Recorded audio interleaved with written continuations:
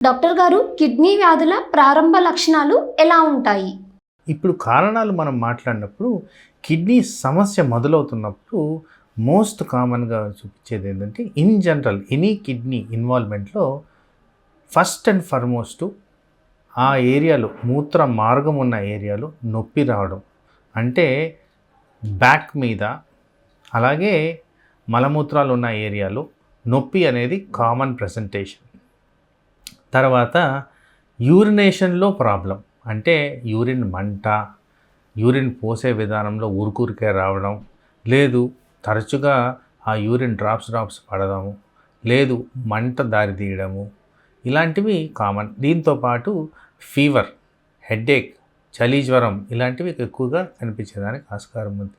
అలాగే ఇది కొద్దిగా ముదిరిన పక్షంలో మొహంలో వాపు, కాళ్ళల్లో వాపు, ఆయాసం, టైర్డ్నెస్, ఫెటీగ్, పేలవంగా తయారవడం అంటే అనీమియా అంటాం అది, ఇలాంటివన్నీ కూడా కిడ్నీ సమస్యలను ఉద్దేశించి ప్రజెంటేషన్ ఉన్న సైన్స్ అండ్ సిమ్టమ్స్.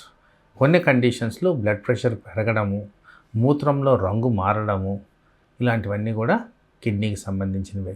అలాగే జీర్ణాశయానికి సంబంధించి వామిటింగ్ సెన్సేషన్ తరచుగా కనిపించడము, తర్వాత వాంతులు అవ్వడము, బర్నింగ్ సెన్సేషన్ ఎక్కువగా ఉండడము, గ్యాస్ ట్రబుల్ రావడము, మలబద్ధకం రావడము, ఇవన్నీ కూడా మళ్ళీ కిడ్నీకి సంబంధించినవే.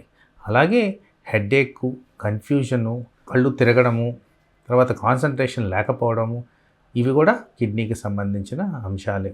అలాగే కిడ్నీ డిజీజ్ బాగా ముదిరినప్పుడు హార్ట్ మీద ఒత్తిడి చూపించి గుండె దడ పెంచడము, తర్వాత శ్వాస ఆడకుండా చేయడము, ఊపిరితిత్తుల్లో నీరు చేరడము, ఇలాంటివి కూడా కిడ్నీ ఎఫెక్ట్ అయినట్టు సంబంధించిన సూచనలు.